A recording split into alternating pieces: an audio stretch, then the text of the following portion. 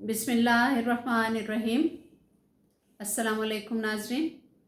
अल्लाह पाक आपको अपनी हिफ्ज़ व अमान में रखे, आमीन सुम्मा आमीन। रिस्पेक्टेड नाज़रीन, दिन चढ़ता है तो करोड़ों लोग, करोड़ों अवाम, पूरी वर्ल्ड को ले लें, लोग अपने अपने घरों से निकलते हैं और मेहनत मजदूरी के लिए, कोई स्टूडेंट्स हैं, कोई पढ़ने के लिए, कोई काम काज करने के लिए, अपनी अपनी ड्यूटीज़ पे लोग घर से निकल जाते हैं। सब मेहनत करते हैं, सब ही ट्रैफिक की परेशानियां सह के, एक सर्दी गर्मी मौसम की होती है, एक हालात की सर्दी गर्मी होती है, वो सब बर्दाश्त करके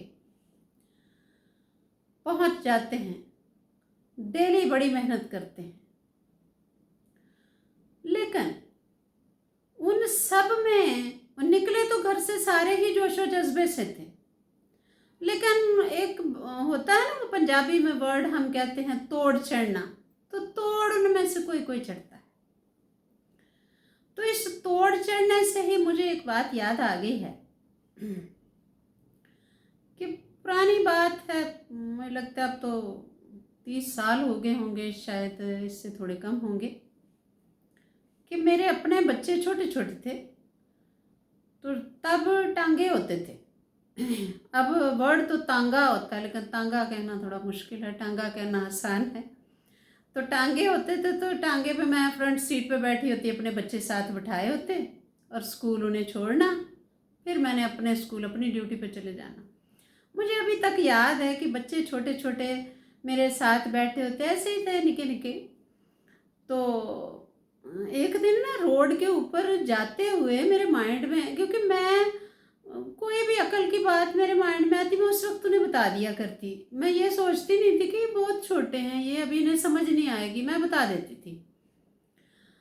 तो इर्द गिर्द, यानी ये टांगा जा रहा है रोड पे, तो इर्द गिर्द गाड़ियाँ, रिक्शे, वैन्स, स्टूडेंट्स की भरी हुई, आपको पता है स्कूल टाइम जब होता है, कॉलेजेस के बच्चे, और बहुत रश था रोड पे। तो मेरे माइंड में एकदम एक बात आई, तो मैं ना बच्चों से टांगे के ऊपर ही मुखातिब होकर मैंने कहा कि देखो बेटा, ये आप क्या समझते हो कि आप अपनी क्लास में सिर्फ आप ही स्टूडेंट हो, या आप अपनी क्लासेस से फर्स्ट आते हो? तो ये नहीं, आपका मुकाबला इन सबके साथ है। ये देखो, ये जो बाकी स्कूलों में भी पढ़ते हैं या बाकी शहरों में भी जो पढ़ते हैं, पूरे सूबा पंजाब को ले लो, ये सब बच्चे आपकी क्लासेस में, तो फिर देखो आपकी क्लास कितनी बड़ी हुई। आप ही अपने स्कूल के 25-26 बच्चों में से फर्स्ट आ जाते हो, इन सब में फर्स्ट आना है, फिर आपका मेरिट बनना है। तो मुझे अभी तक याद है कि मैंने उन्हें साथ एक पंजाबी का शेर भी सुनाया। वो शेर हमें हमारे वालिद साहब सुनाते थे।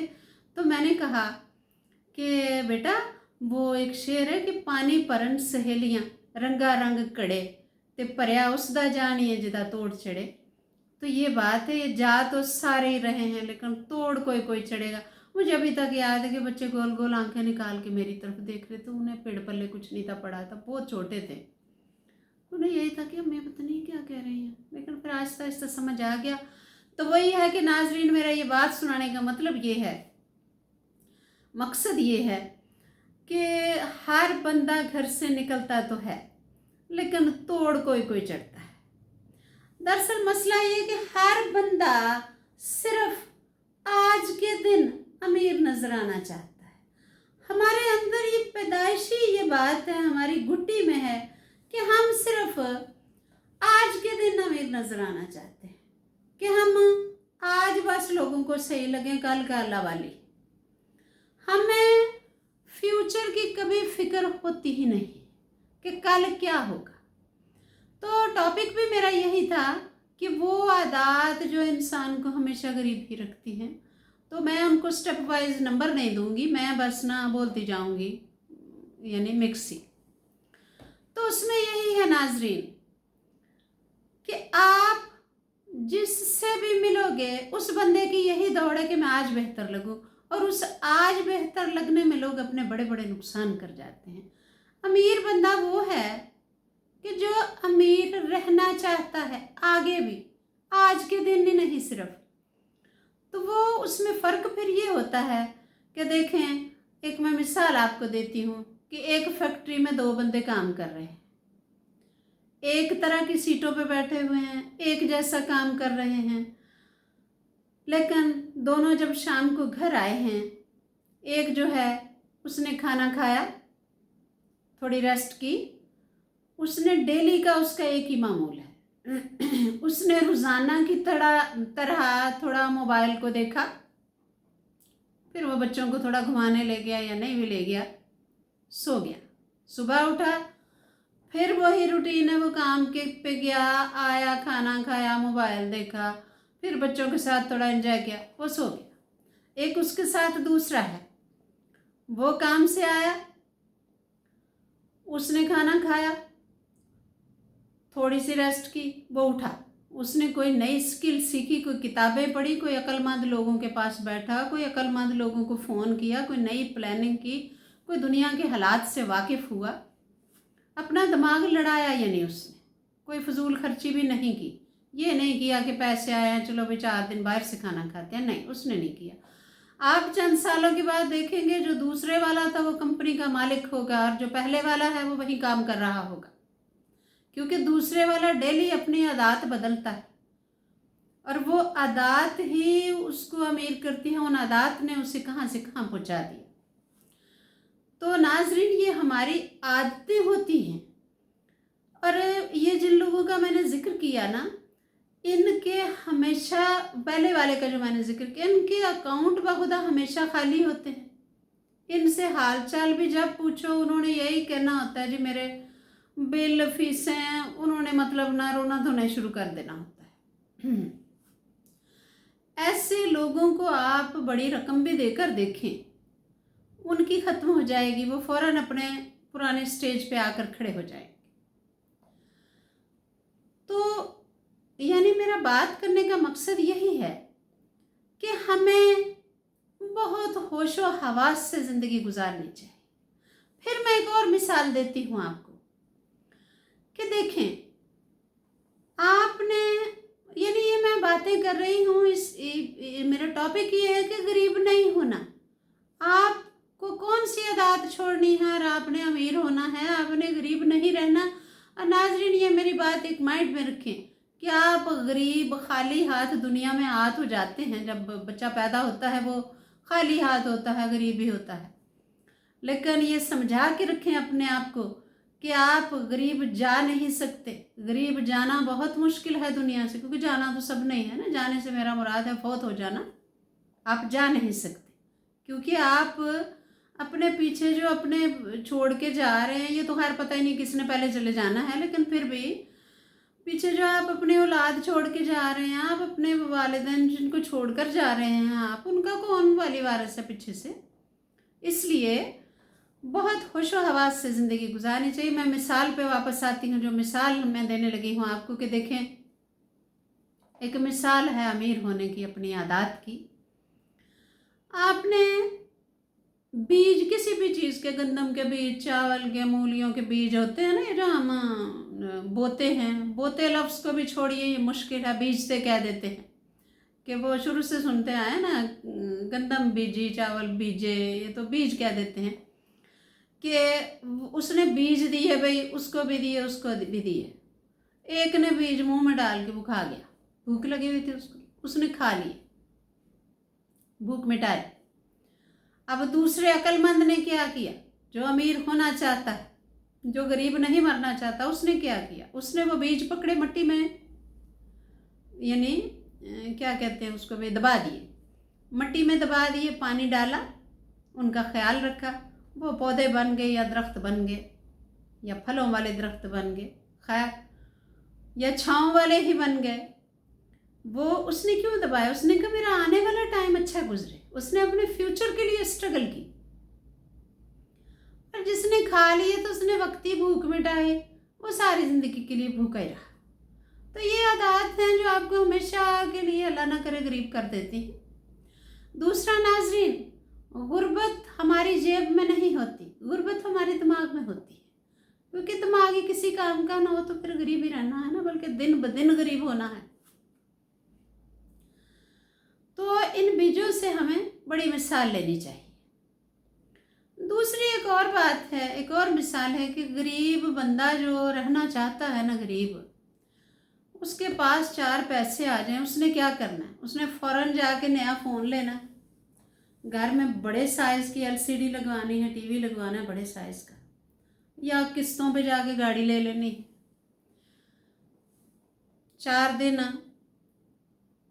खाना बाहर से खाना है, नए नए कपड़े खरीदने हैं और पक्का गरीब हो जाना है। कभी वो बंदा उठ ही नहीं सकता जो इस तरह की हरकतें करता है। एक और सबसे, मैंने कहा था मैं नंबरिंग नहीं दूंगी, मिक्स बातें बताऊंगी। एक और बंदा होता है जो गरीब ही रहता है। बड़े लोग ये जो लोन लेके गाड़ियां ले लेते हैं बैंक से, तो 2 दिन गाड़ी पे बड़ी शान शौकत से घूमना, लोग भी बड़ी तारीफ करते हैं, और फिर हर महीने आधी तनख्वाह काटनी और बैंक में दे आनी, तो वो गाड़ी आपको कुछ नहीं दे रही, वो तो बैंक को अमीर कर रही है, आपका क्या संवार रही है वो। इस तरह की गलती भी कभी नहीं करनी चाहिए। दूसरा नाजरीन, एक और बात गरीब ना रहने की, मैं बार बार वो अपने टॉपिक का हवाला दे रही हूँ। तो गरीब ना रहने की एक और बात के नाजरीन, बड़े लोग मैंने देखे, आपने भी देखे होंगे, उनका तकिया कलाम ही यही होता है कि यार एक दिन आएगा जब ऐसा होगा, एक दिन आएगा जब ऐसा होगा। भाई उनका एक दिन कभी नहीं आता, और ना ही ऐसा होता है, बल्कि वैसा ही रहता है, वैसा मीन खराब ही हालात रहते हैं। तो परफेक्ट टाइम की तलाश में मत रहिए। परफेक्ट टाइम वही होता है जब आप एक्शन ले लेते हैं, वही परफेक्ट टाइम। और नाजरीन, आपका इर्द गिर्द का माहौल बहुत सत्यानाश करता है बंदे का।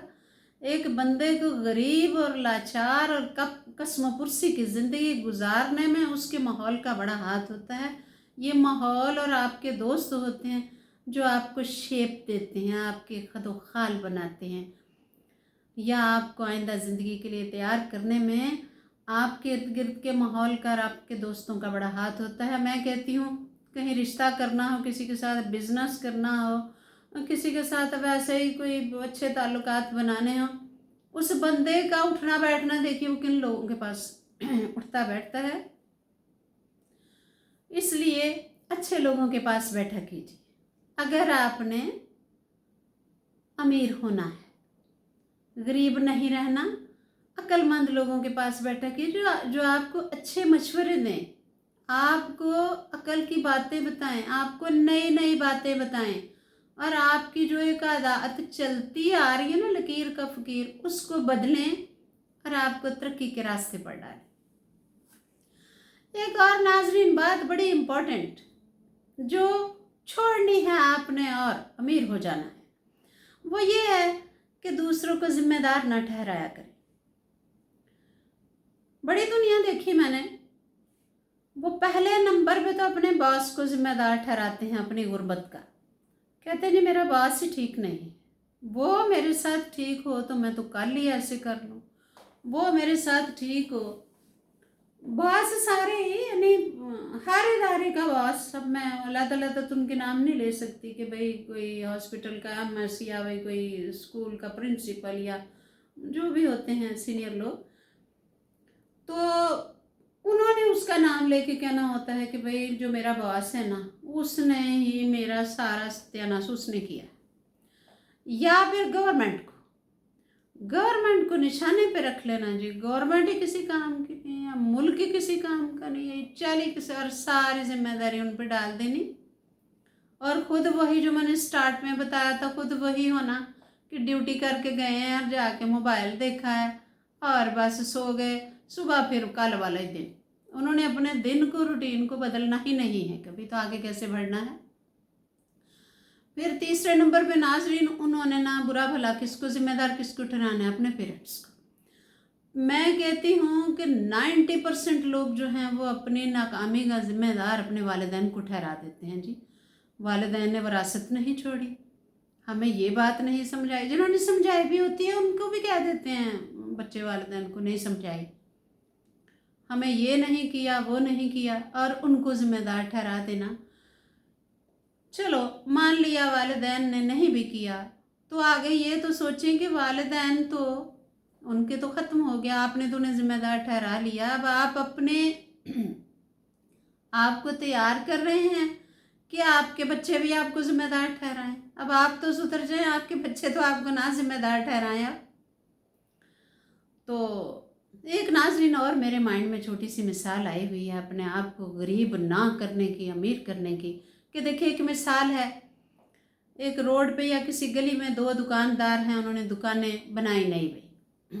अब वो सारा दिन बैठ के बुरा भला उसी तरह कह रहे हैं, कभी गवर्नमेंट को और कभी आवाम को भी, गली बड़ी तंग है, गाहक नहीं आ रहे, ये इलाका ही सही नहीं है, फलां है ये। अब उनमें से एक उठा, उसने छोटे छोटे इश्तहार छपवाए, गली मोहल्ले में इर्द गिर्द लोगों के घरों में फेंक आया